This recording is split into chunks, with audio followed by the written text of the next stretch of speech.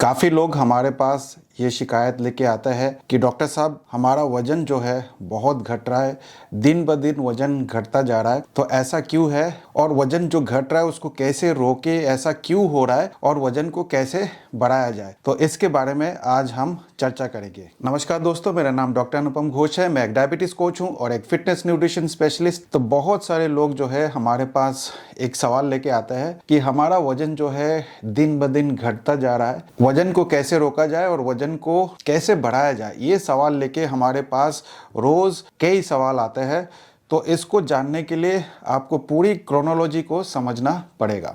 तो सबसे पहले मैं ये बता दूं कि अगर आपके बॉडी में इंसुलिन नहीं होगा, जैसे कि टाइप 1 डायबिटीज़ के मरीज़ों में होता है, तो आपका वज़न घटेगा। इंसुलिन एक एनाबॉलिक हार्मोन है। जब तक आपके बॉडी में इंसुलिन होगा आपका वज़न बढ़ेगा, इंसुलिन नहीं होगा तो वज़न आपका घटना शुरू हो जाएगा। तो आपने देखा होगा कि जिनको भी टाइप 1 डायबिटीज़ होता है उनका वज़न जो है बहुत ज़्यादा कम हो जाता है और वो वज़न बढ़ा नहीं पाते हैं। लेकिन टाइप 2 मरीज़ों में इंसुलिन की कमी नहीं होती है, उनको इंसुलिन रेजिस्टेंस होता है।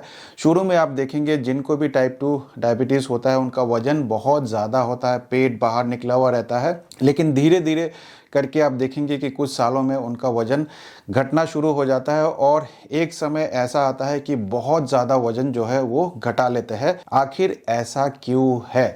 तो जो भी आज हम बात करेंगे वो हम बात करेंगे सिर्फ और सिर्फ टाइप 2 मरीज़ों के लिए। तो यूजुअली जो टाइप 2 मरीज़ होते हैं उनको इंसुलिन रेजिस्टेंस होता है, उनकी बॉडी में बहुत ज़्यादा इंसुलिन होता है और इसी की वजह से उनका वज़न जो है शुरू में काफ़ी ज़्यादा रहता है। तो सबसे पहले हम कोशिश करते हैं जानने की कि आखिर टाइप 2 का डायग्नोसिस कैसे होता है। तो डायग्नोसिस यूजुअली काफ़ी लेट से किया जाता है, जब तक आपको कोई सिम्टम नहीं होता है या फिर आपको कुछ ऐसा दिखता नहीं है तब तक आप डॉक्टर के पास नहीं जाते हैं, तब तक आप इन्वेस्टिगेशन नहीं कराते हैं। तो मान लेते हैं कि आपने इन्वेस्टिगेशन कराया और आपका HbA1c काफ़ी हाई है, आपका ब्लड शुगर लेवल काफ़ी हाई है और फिर आप डॉक्टर के पास जाते हैं और डॉक्टर आपको एक दवाई लिख देता है। साथ ही साथ आपको ये कहता है कि ये दवाई जो है आपको लाइफ लॉन्ग लेनी पड़ेगी और आपके पास कोई और चारा होता नहीं है तो आप दवाई लेना शुरू कर देते हैं। धीरे धीरे होता क्या है कि वो जो दवाई डॉक्टर ने लिखा है वो दवाई काम करना बंद कर देता है। आप दोबारा डॉक्टर के पास जाते हैं, डॉक्टर आपका डोज बढ़ा देता है या कोई और दवाई ऐड कर देता है और साथ ही साथ आपको ये भी कहता है कि आपकी शुगर लेवल जो है अनकंट्रोल्ड है तो आपको इंसुलिन लेना पड़ेगा। तो जैसे ही मरीज ये सुनता है कि इंसुलिन लेना पड़ेगा, शुगर लेवल बढ़ रहा है, अनकंट्रोल्ड है, वो बहुत ज़्यादा घबरा जाते हैं। फिर उनको समझ में नहीं आता ही करे तो क्या करे, क्योंकि वो दवाई नहीं खाना चाहते, वो इंसुलिन पे नहीं आना चाहते हैं। तो इंसुलिन नहीं लेने की वजह से वो कुछ ना कुछ और समाधान ढूंढते हैं।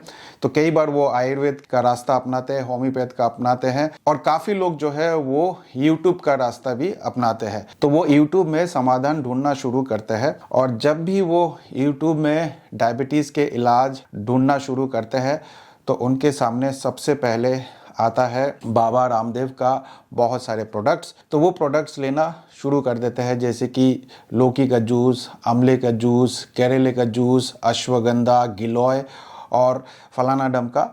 तो बहुत सारे ऐसे आपको प्रोडक्ट्स मिल जाएंगे बाबा रामदेव का, पतंजलि का, और वो लेना शुरू कर देते हैं। धीरे धीरे उनसे उनको कुछ खास फ़ायदा होता नहीं है तो वो और यूट्यूब में सर्च करते हैं कि डायबिटीज़ का क्या इलाज है, डायबिटीज़ को कैसे रोका जाए। तो जब वो और सर्च करते हैं तब उनके सामने आता है DIP डाइट। फिर वो DIP डाइट फॉलो करना शुरू कर देते हैं। 12 बजे तक वो सिर्फ और सिर्फ फल खाना शुरू कर देते हैं। 4 प्रकार के फल खाते हैं, अपने वजन के हिसाब से मल्टीप्लाई करके 10 गुना मल्टीप्लाई करते हैं और फिर फल खाना शुरू कर देते हैं। फिर 2 प्लेट लेते हैं, सलाद ज़्यादा खाते हैं, बाकी सारे चीज़ कम खाते हैं। तो इस पूरे प्रोसेस में अगर आप कैलोरीज को कैलकुलेट करेंगे तो आप देखेंगे कि आप हमेशा कैलोरी डेफिसिट डाइट में रहेंगे।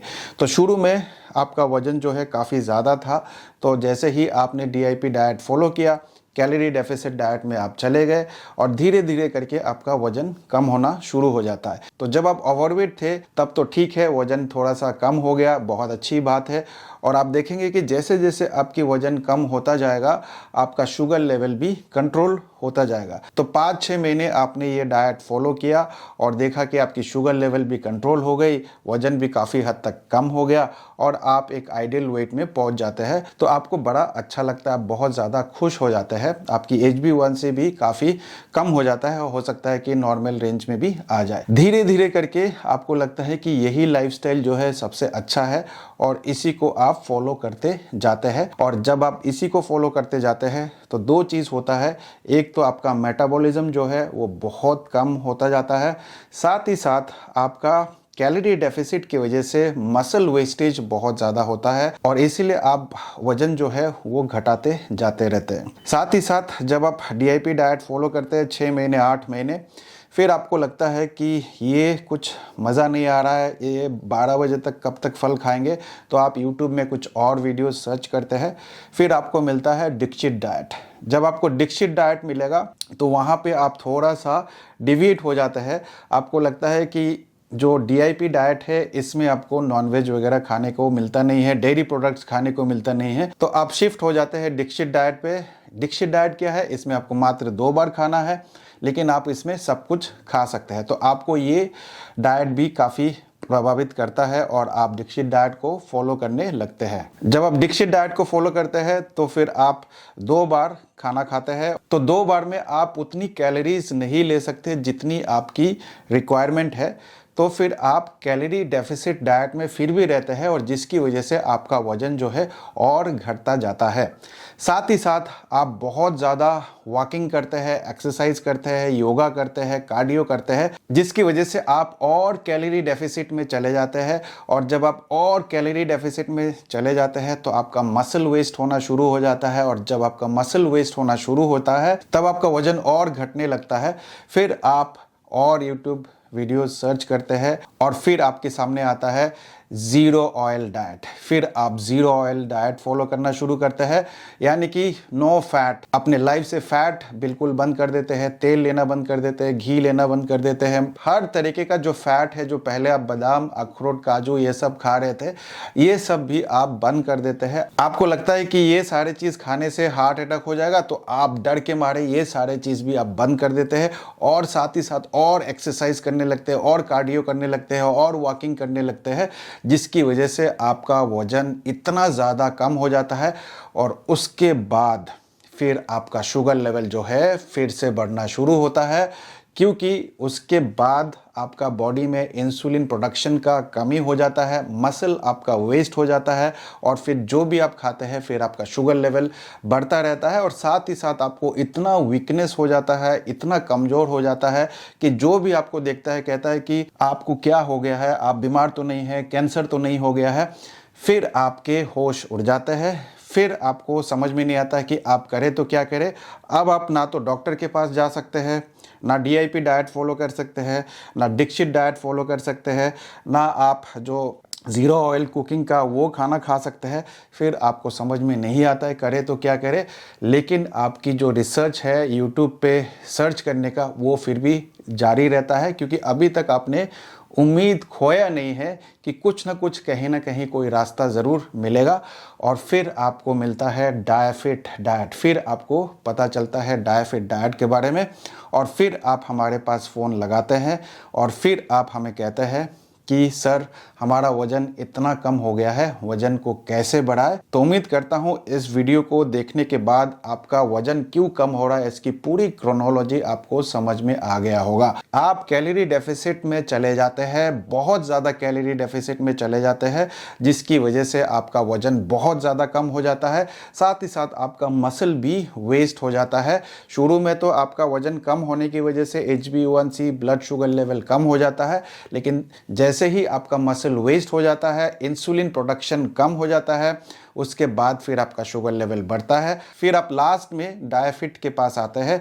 जो लोग भी डायफिट के पास पहले आ जाता है उनको ये सारे प्रॉब्लम्स नहीं होते हैं, कोई शिकायत नहीं होती है मसल वेस्टेज का या कमजोरी का या फिर बहुत ज़्यादा वेट लॉस का, बिल्कुल भी शिकायत नहीं होती है। उनका वेट लॉस भले ही होता है लेकिन डायफिट डाइट को फॉलो करके एक आइडियल वेट में आके आपका वेट जो है रुक जाता है, उसका नीचे नहीं जाता है। तो आखिर ये डायफिट डाइट क्या है? ये डायफिट डाइट कुछ भी नहीं है, ये एक सिस्टम है, एक प्रोसेस है, एक कैलकुलेशन है जिसमें आपको 26% ऑफ योर कैलोरीज जो है वो आपको कार्बोहाइड्रेट से लेना है, 1.5 से लेके 2 ग्राम पर केजी बॉडी वेट आपको प्रोटीन से लेना है और जो रिमेनिंग कैलोरीज है वो आपको हेल्दी फैट से लेना है। तो ऐसा क्या खास बात है डायफिट डाइट में कि आप वजन इतना नहीं घटाते हैं, आप वजन उल्टा बढ़ा लेते हैं अगर आप घटा के आते हैं तो? क्योंकि हम प्रिसीजन न्यूट्रिशन से लोगों का इलाज करते हैं। प्रिसीजन न्यूट्रिशन मतलब आप जो खाना खाते हैं वही खाना आप खाते हैं, आपके बॉडी के लिए जो खाना ज़रूरी है वो आप खाते हैं, जो आपका फेवरेट डिश है वो आप खाते हैं, जिस चीज़ से आपको कोई एलर्जी नहीं है वो आप खाते हैं, अगर किसी चीज़ से एलर्जी है तो वो आप नहीं खाते हैं, अगर कोई चीज़ आप डाइजेस्ट नहीं करते हैं तो वो आप नहीं खाते हैं। तो ये प्रिसीजन न्यूट्रिशन से डायफिट डाइट बनाया जाता है। और साथ ही साथ हम हमेशा जो कैलकुलेशन अभी आपको बताया डायफिट डाइट में वो टोटल डेली एनर्जी एक्सपेंडिचर से कैलकुलेट करते हैं। तो मान लीजिए कि आपका टोटल डेली एनर्जी एक्सपेंडिचर अभी 1500 है, ठीक है, आपने बहुत ज़्यादा वजन कम कर दिया और आपका टोटल डेली एनर्जी एक्सपेंडिचर 1500 है। तो जब आप हमारे पास आते हैं और आप वजन बढ़ाने के लिए आते हैं तो हम आपकी कैलोरी 1500 से 2000 तक कर देते हैं और 2000 का फिर 26% कैलकुलेट करके वो आपको कार्बोहाइड्रेट देते हैं। जो भी आपकी करंट बॉडी वेट है उसका हम 2 टाइम प्रोटीन देते हैं और जो रिमेनिंग कैलोरीज है वो आपको हेल्दी फैट से देते हैं। तो जो आपने ज़ीरो ऑयल या नो फैट का कंसेप्ट आपने अपनाया, फैट बिल्कुल भी नहीं खाया, तो उसमें क्या होता है कि फैट कम करने से आपकी कैलोरी रेस्ट्रिक्शन हो जाती है, क्योंकि 1 ग्राम फैट में आपको 9 कैलोरीज मिलते हैं। तो फैट अगर आप कम कर देंगे तो ऑटोमेटिकली आप कैलोरी रेस्ट्रिक्टेड डाइट में चले जाएंगे। डायफिट डाइट में हम टोटल डेली एनर्जी एक्सपेंडिचर को महत्व देते हैं और उसके बेसिस पे आपकी सारी कैलकुलेशन होती है। तो जैसे कि मैंने आपको बताया कि अगर आपका टोटल डेली एनर्जी एक्सपेंडिचर 1500 है और आपको वजन बढ़ाना है तो हम आपकी कैलकुलेशन 2000 कैलोरीज देके फिर करते हैं, 500 कैलोरीज आपकी सरप्लस कर देते हैं। तो जब भी आप सरप्लस डाइट में रहेंगे आपका वजन बढ़ेगा। डायफिट डाइट को फॉलो करके आप वजन भी घटा सकते हैं। कैसे घटाना है? तो फॉर एग्जांपल अभी आपका करंट वेट जो भी है और उससे आपकी total daily energy expenditure calculate करके 2500 आ रहा है, तो हम 500 कैलोरीज घटा देते हैं, आपको कैलोरी डेफिसिट डाइट में लेके चले जाते हैं। तो जो आपकी टोटल कैलोरीज होगा वो 2000 होगा, ना कि 2500, ठीक है। तो 2000 में फिर हम ये परसेंटेज कैलकुलेट करते हैं 26% ऑफ 2000 और उसके हिसाब से फिर कैलकुलेशन करके आपको डायफिट डाइट देते हैं। तो डायफिट डाइट अगर आप फॉलो करेंगे तो आप वजन बढ़ा भी सकते हैं, आप वजन घटा भी सकते हैं, क्योंकि जब भी आपको वजन बढ़ाना है तो आपको एक सरप्लस डाइट में रहना पड़ेगा और जब आपको वजन घटाना होगा तो आपको कैलोरी डेफिसिट में आपको रहना पड़ेगा। लेकिन बाकी जितने भी डाइट आप फॉलो करते हैं वहाँ तो ना तो कैलोरी डेफिसिट की बात होती है, ना कैलोरी सरप्लस की बात होती है, ना टोटल डेली एनर्जी एक्सपेंडिचर की बात होती है, ना प्रोटीन की बात होती है, ना फैट की बात होती है। तो इसी कारण लोगों को बहुत ज़्यादा परेशानी होती है। तो उम्मीद करता हूँ इस वीडियो को देखने के बाद आपको समझ में आ गया होगा कि क्यों आपका वजन घटता है, खास करके टाइप 2 के मरीजों में, जबकि उनकी बॉडी में बहुत ज़्यादा इंसुलिन होता है लेकिन फिर भी वो वजन घटाते रहते हैं। ये कारण है और उम्मीद करता हूँ आपको इस वीडियो से अच्छा से समझ में आ गया होगा। तो अगर आपने वीडियो को यहाँ तक देख लिया तो आपको पता है कि अभी आपको क्या करना है।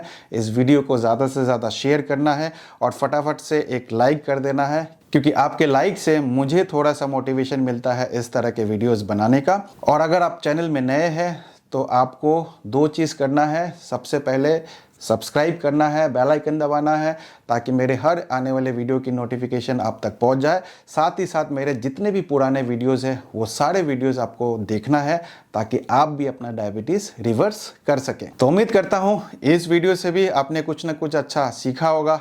मैं मिलूंगा आप लोगों से एक नए वीडियो के साथ। तब तक स्वस्थ रहे, मस्त रहे। इस वीडियो को देखने के लिए आप सबका बहुत बहुत धन्यवाद।